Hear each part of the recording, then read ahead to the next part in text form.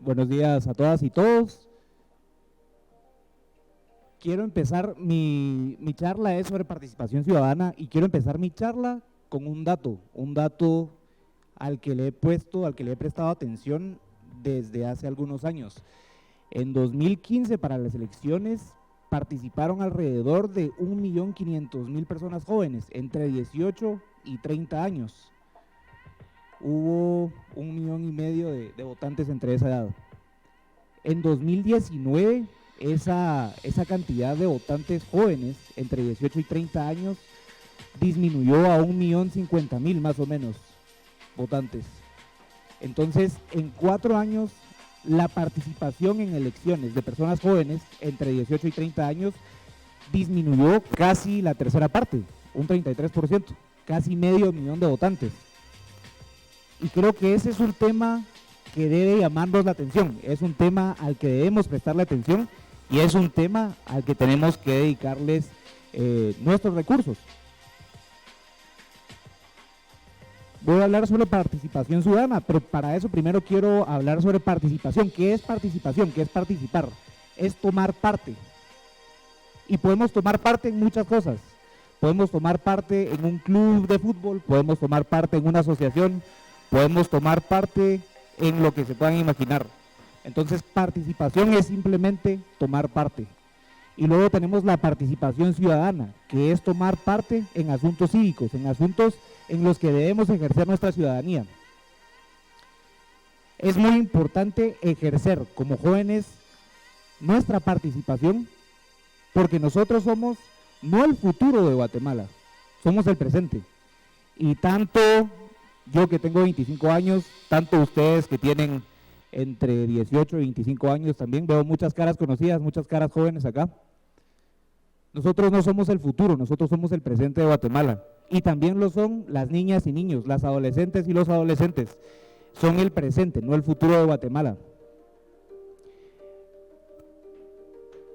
Hace algunos años tuve la oportunidad y empecé un proyecto personal en una academia de inglés.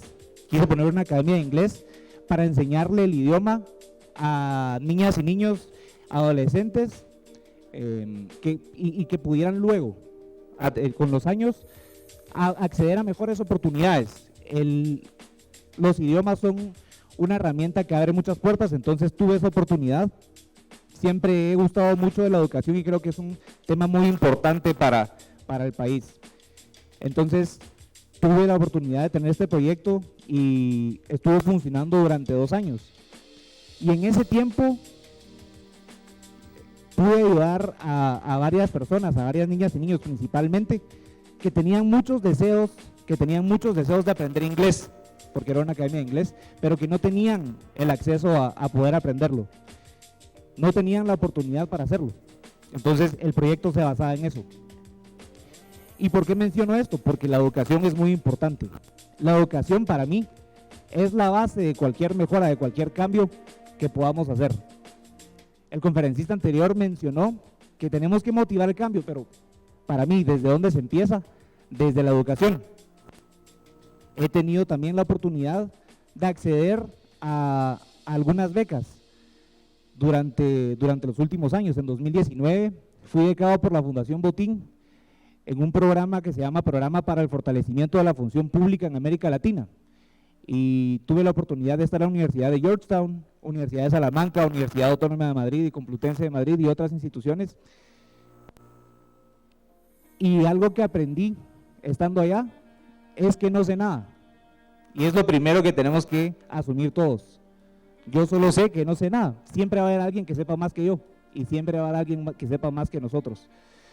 Entonces, el objetivo de estas oportunidades no debe ser acumular el conocimiento por acumularlo, por ejemplo. Debe ser adquirir conocimiento para compartirlo con otras personas. También tuve la oportunidad de ser becado por el Departamento de Estado de Estados Unidos en un programa que se llama Transparencia y Rendición de Cuentas en el Gobierno. Y en estas 2 becas a las que he podido asistir, habían personas de todo el mundo, en la primera de toda Latinoamérica y en la segunda de África, Asia, Latinoamérica y también de Europa. Y en todos lados tenemos problemas. Tenemos eso en común, en todos lados tenemos problemas. La corrupción es uno de esos problemas, la pobreza es otro de esos problemas. Compartimos muchos problemas. Y en estas oportunidades me he dado cuenta que también compartimos otra cosa, que es el deseo de convertir nuestros países, nuestros lugares donde vivimos, en mejores lugares para vivir. Y eso no lo podemos hacer solo, no lo podemos hacer solas ni solos. Para poder lograrlo tenemos que actuar en conjunto. El poder, como lo dijeron antes, no lo tengo yo, no lo tiene el presidente, no lo tiene un diputado o una diputada. El poder está en todas las personas. Y en tanto las personas se organicen, en tanto las personas actúen en conjunto, van a poder armar ese cambio. ¿Y cómo vamos a saber qué cambiar? Muchas veces se dice que los jóvenes y las jóvenes somos apáticos, somos indiferentes, y ese es el primer punto del que quiero hablar sobre participación ciudadana. Nos suelen decir que, por ejemplo, de 2015 a 2019 disminuyó la participación en las elecciones por indiferencia, porque somos apáticos, porque no nos importa nuestro país o no nos importa qué está pasando. Y yo no estoy para nada de acuerdo con esa afirmación. En primer lugar, la apatía o la indiferencia quiere decir que algo ni me suma ni me resta, que yo solo estoy existiendo. Y no creo que sea así. Los jóvenes y las jóvenes estamos viviendo todos los problemas que hay en Guatemala. Todos los problemas que están en Guatemala los estamos viviendo nosotros. Y quiero empezar entonces hablando de algunas experiencias. Hablando y empezando por la educación. Afortunadamente he podido tener acceso a educación. Estudié primaria, secundaria, diversificado, luego ingresé a la universidad, estudié ciencia política, estoy estudiando Derecho. He tenido la oportunidad de ir a otras universidades en el mundo y tener becas. Entonces, afortunadamente he tenido esa oportunidad de acceder a la educación. Pero en mi familia no siempre fue así. Y me puedo remontar a algo tan cercano como mis abuelos, tanto de parte de mi mamá como de mi papá. Mi abuelo paterno llegó a tercero primaria nada más. Y mi abuela materna fue analfabeta hasta los 40 años. Mi abuelo y mi abuela materna, perdón, mi abuela paterna, y luego fue analfabeta hasta los 40 años. Y luego mi abuelo y mi abuela maternas fueron analfabetas toda su vida. Entonces, hay un cambio, en 2 generaciones hubo un cambio bastante grande en ese acceso a educación que tenemos, y creo que es muy importante. ¿Qué pasa cuando no tenemos acceso a educación? Para empezar, no tenemos acceso a mejores oportunidades. Luego, la educación nos abre oportunidades en el mundo laboral. Pero cuando las personas no tienen educación, se ven forzadas a trabajar en edades prematuras y entonces empezamos a hablar de explotación laboral. No es necesario ir muy lejos, en cualquier calle de Guatemala podemos ver a la hora que sea niñas y niños vendiendo cosas o pidiendo dinero. Esa es nuestra realidad y estamos muy acostumbrados a eso. Es algo que tenemos muy normalizado. Pero en algunas ocasiones vienen personas de otro país y cuando ven eso se asustan, porque es una situación que debería asustarnos. Ver a un niño o una niña de 5 o 10 años vendiendo cosas en la calle, pidiendo dinero en la calle, cuando lo que debería hacer es estar estudiando. A donde sea que vayamos. En alguna ocasión he ido por Boulevard Los Próceres, en alguna ocasión he ido por La Reforma, y a las 10, 11 de la noche se ven a alguna mujer joven que no pasa de los 20 años, con hijos en sus espaldas. Y lo que están haciendo es pidiendo dinero a las 11 de la noche, un día lloviendo. Entonces, cuando no hay acceso a educación, no hay acceso a oportunidades laborales, por ejemplo, y eso da lugar a la explotación. ¿Y qué ocurre? Que en Guatemala, como no, ya hablaron también, Islem habló sobre las estadísticas de acceso a educación que hay en Guatemala. Como los niños y las niñas no están estudiando, como los adolescentes y las adolescentes no están estudiando, se ven forzadas a empezar a trabajar de forma prematura y eso da lugar a la explotación. Desde los 15, 14, 13 años hay personas trabajando. Eso limita su desarrollo, tanto físico como personal. Y cuando hay lugar a la explotación, se abre la puerta también a otros problemas. Se abre lugar al crimen, por ejemplo, al abuso de drogas, al consumo y abuso de drogas, o al uso de armas también, que está muy relacionado a las pandillas. cada problema va conectado. Recuerdo cuando tenía yo 15 años, estaba en tercero básico y estaba recibiendo mi curso de mecanografía. Y un amigo mío, pues iba a ser papá, era adolescente todavía, iba a ser papá. Y abandonó entonces el curso de mecanografía y abandonó también sus estudios en el colegio, o en la escuela, varios meses atrás. Se vio forzado a empezar a trabajar y finalmente lo mataron. Fue una noticia que me consternó bastante en ese momento. Y, digamos, pasamos de la educación a la explotación y luego al crimen organizado. Y como hay un problema de crimen organizado muy grande, hablamos de pandillas, hablamos de narcotráfico, hablamos de corrupción en el Estado, finalmente no encontramos cómo mejorar las cosas acá. Si no tenemos educación, si no tenemos trabajo, si encima lo que trabajamos, lo que nos ganamos, nos lo están robando. No encontramos una forma de salir adelante acá y desemboca en la migración. Y ese es el primer punto al que quiero llegar. Más de 1 millón de guatemaltecas y guatemaltecos están en Estados Unidos ahorita, de forma ilegal, porque se ven forzadas y forzados a abandonar su país porque no encuentran los recursos para salir adelante acá. Y la mayoría de esas personas siempre son personas jóvenes. No sé cuántos de ustedes tienen algún familiar o al menos un conocido que esté en Estados Unidos. Yo tengo 2. El ahijado de mi abuela y la mamá de unos primos. Ambos se fueron hace más de 2 décadas a Estados Unidos y dejaron por lo tanto hijos pequeños acá, toda una vida detrás, llevan 2 décadas allá y no parece que puedan regresar. Y el problema de la migración afecta a quienes han sido jóvenes cuando se van y a quienes son jóvenes cuando se quedan. La mamá de mis primos era una persona muy joven, 21, 22 años cuando se fue, y sus hijos tenían 4 o 5 años cuando ella se fue.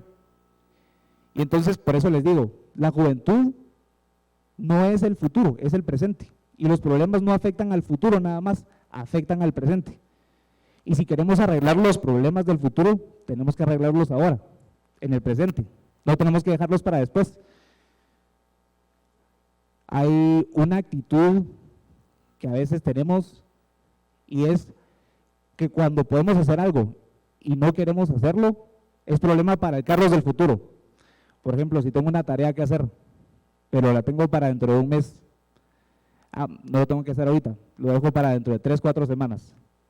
Cuando tenemos alguna cosa que hacer, no lo hago ahorita, lo dejo para después. Y así está pasando con estos problemas que he mencionado: educación, explotación, crimen organizado y finalmente la migración. No estamos atendiendo los problemas ahora, los estamos dejando para después. Pero tenemos que resolverlos ahora. Entonces, empezaba esta parte de la charla diciendo que muchas veces dicen que los jóvenes dejamos de participar por indiferencia o por apatía, pero yo no crea que sea cierto, estoy en desacuerdo con eso. Las personas jóvenes estamos muy enfocadas en resolver problemas que tenemos presentes ahora. Preocuparnos por cómo vamos a seguir adelante, cómo vamos a mejorar, a qué oportunidad en una universidad puedo optar, a qué trabajo puedo buscar, dónde voy a ganar mejor, qué puedo hacer para mejorar mi condición. Estamos ocupados en muchos problemas y entonces no es una cuestión de apatía, yo creo que es una cuestión de falta de oportunidades. Estamos tan enfocados en nuestros problemas que no nos queda tiempo para pensar en los problemas de los demás. Y solo así vamos a poder mejorar, solo así vamos a poder promover el cambio. El poder no está en una persona, el poder está en las personas en conjunto. Entonces, no creo, en primer lugar, que la participación, el declive en la participación de los jóvenes sea una cuestión de indiferencia o apatía. Creo que es una cuestión de falta de oportunidades. Y es ahí donde tenemos nosotros que apuntarle. No solo cómo acceder a mejores oportunidades nosotros mismos, nosotras mismas, sino cómo lograr que esas oportunidades sean accesibles para todas y todos. Una vez tenemos acceso a esas oportunidades, nuestra mente se amplía. Hacia dónde vamos se amplía, tenemos un horizonte más lejano. Y a eso es a lo que tenemos que apuntarle, a buscar oportunidades, no solo para mí, sino también buscar hacer accesibles esas oportunidades para todos. El segundo punto que quería tocar es sobre el autocentrismo, del que ya lo mencionaron brevemente hace poco, y les quiero contar algunas experiencias respecto al autocentrismo. Yo fui secretario general de la Asociación de Estudiantes Universitarios, y en ese tiempo tuve muchas experiencias, tuve contacto con muchas personas y muchas organizaciones, y cuando recién habíamos sido electas y electos, también había recién sido electo el más alto mandatario del país, y tuvimos una reunión como asociación con él, antes de haber asumido ambos. Y recuerdo que en esa reunión nosotros queríamos expresar los problemas de la población estudiantil de la universidad. Muchos problemas que hay. Entonces, estuvimos en una reunión de 1 hora, estuvimos exponiendo nuestros puntos, y al terminar la reunión, esa persona solo me vio a los ojos, levantó su mano y me dio unos golpecitos en la cabeza, como cuando uno agarra a su perro. Y me dijo, patojito. Y esa es la actitud, creo yo, de toda la sociedad en general hacia sus juventudes. Creen que porque somos jóvenes, que porque no tenemos experiencia, no sabemos qué tenemos que hacer y no sabemos cómo hacerlo. Resume, creo yo, esa experiencia, la actitud de la sociedad en general hacia sus juventudes, y no fue la única experiencia que tuve de ese tipo. Más adelante, cuando ya había asumido como secretario general, hubo un problema de 2 chicas que sufrieron un caso de violencia contra la mujer, y por el cual logramos que se citara al rector de la universidad al Congreso de la República para rendir cuentas, para que rindiera cuentas. Pero en ese momento, después de que hablaron todos los funcionarios altos de la universidad, después de que hablaron varias personas que habían sido invitadas, me quedó la participación para concluir esa citación. Y cuando empecé a hablar, lo increpé. Me dirigí a él directamente, lo increpé. Y lo que hizo fue tomar su teléfono y quedarse oyéndolo. Entonces, a lo que hoy hay una actitud adultocentrista en la que no se le presta atención a los jóvenes porque se les cree inferiores. ¿Qué hice yo y qué tenemos que hacer? Nadie nos va a dar el lugar en la realidad política y en la realidad que tengamos, tanto como participación ciudadana como participación. Nadie nos va a dar el lugar. Tenemos que tomarlo. ¿Cuál fue mi respuesta cuando vi al rector enfrente de mí, viendo su teléfono, y le estaba diciendo algo importante? Lo señalé, de forma sutil lo señalé, y lo evidencié ante todas las personas, habían cámaras y demás, y entonces le fue imposible ya no prestarme atención, tuvo que voltear y enojado, cambiando de colores, pero tuvo que prestarme atención. Tenemos que lograr eso, tenemos que agarrar esa atención, no nos la van a dar, tenemos que agarrarla. ¿Qué es lo bueno? Que somos jóvenes y tenemos la energía. ¿Qué es otra cosa buena? Que somos jóvenes y nos han subestimado. Tenemos que aprovechar esas cuestiones y convertirlas en ventajas, no dejar que sean desventajas, sino convertirlas en ventajas. Si nos subestiman, no van a saber de lo que somos capaces, y cuando lo hagamos no se van a dar cuenta qué pasó. En otra ocasión también estaba la universidad accediendo a una oportunidad de inversión de $120 millones, pero se estaba concentrando todo aquí en la capital. Se había olvidado a los estudiantes de los departamentos, y para nosotros era una prioridad que la inversión se dirigiera hacia los departamentos.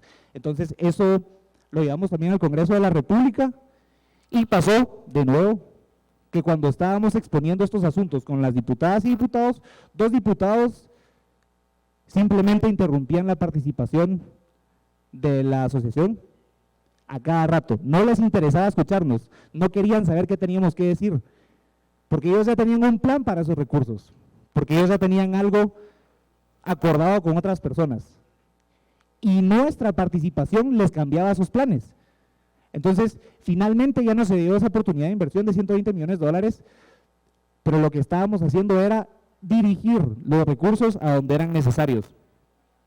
Entonces, hay 2 cuestiones respecto a la participación ciudadana de las que he hablado y las que quiero dejar en el imaginario. La primera es la cuestión de la apatía o la indiferencia. Yo, como joven, no soy indiferente y no soy apático, y sé que la mayoría de personas como jóvenes no son indiferentes ni son apáticos. Es una cuestión de falta de oportunidades y lo que tenemos que hacer es buscarlas. Hace unos minutos una persona me abordó y me preguntó, mira, ¿podrías hablar de cómo has hecho para acceder a becas? Y mi consejo, en resumen, es atrévanse a aplicar a ellas. Hablando de oportunidades, atrévanse a aplicar a ellas. Muchas veces nos limitamos a nosotros mismos porque pensamos que no nos las van a dar, que no somos lo suficientemente buenos para conseguirlas, para alcanzarlas. Atrevámonos. El no ya lo tenemos, seguro que lo han escuchado antes, pero el no ya lo tenemos. El único riesgo que corremos es de que nos digan que sí. Y si no nos dicen que sí, si nos dicen que no, de todos modos, no nos conformemos. No nos conformemos con eso, no, volvamos a aplicar. A la beca a la que me fui, en Estados Unidos, España y Colombia, hubo algunos amigos míos que habían aplicado 3 veces antes que yo. Era su tercera o cuarta vez aplicando de nuevo. Entonces, a lo que quiero llegar es, respecto a la falta de oportunidades y respecto a la pregunta que me hicieron de las becas, atrevámonos. No nos digamos que no nosotros mismos.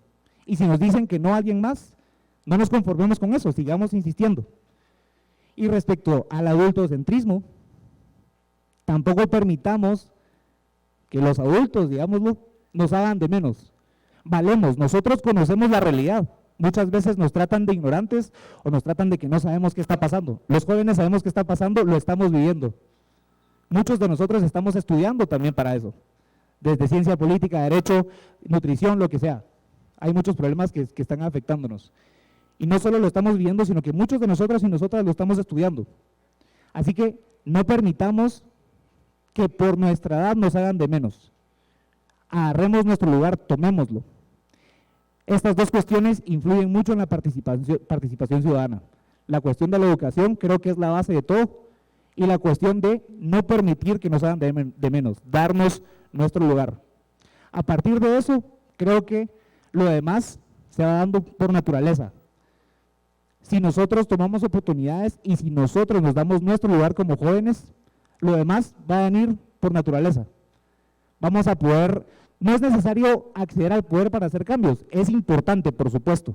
La minoría de los diputados y diputadas en el Congreso son jóvenes, y hasta que no lleguen más diputados y diputadas al Congreso que sean jóvenes, no se van a atender esos problemas que nos afectan a los jóvenes, que tienen que ser atendidos ahorita. Pero no es la única forma de cambiar, de promover el cambio, de cambiar la realidad, acceder al poder. Hay muchas personas que sin acceder al poder están logrando cambios en sus comunidades, con sus amigos y amigas, con conocidos, con personas que lo necesitan. Desde asociaciones, desde fundaciones, desde pequeños proyectos que se hagan con personas que lo necesitan, podemos empezar a promover ese cambio. Entonces, eso es lo que tengo que decir sobre participación ciudadana. Me gustaría ampliarme un poco más, pero ya me alargué demasiado, ya es momento del break. Entonces, solo les quiero dejar eso. Hay una frase que me gusta mucho, que la dijo el presidente Obama en un discurso dirigido a jóvenes, y lo han dicho muchas personas antes de ellos. Nosotros los jóvenes no solo heredamos el mundo de nuestros papás y nuestros abuelos, también lo tenemos prestado de nuestros hijos y nietos. No solo estamos recibiendo algo que ocurrió antes, también tenemos con nosotros algo que tenemos que dejar después. Y creo que esa es una doble obligación. Hay cosas que hicieron mal antes de nosotros que tenemos que cambiar, y nosotros tenemos la responsabilidad de dejar buenas cosas, mejores cosas de las que recibimos para quienes vienen delante de nosotros. Muchas gracias.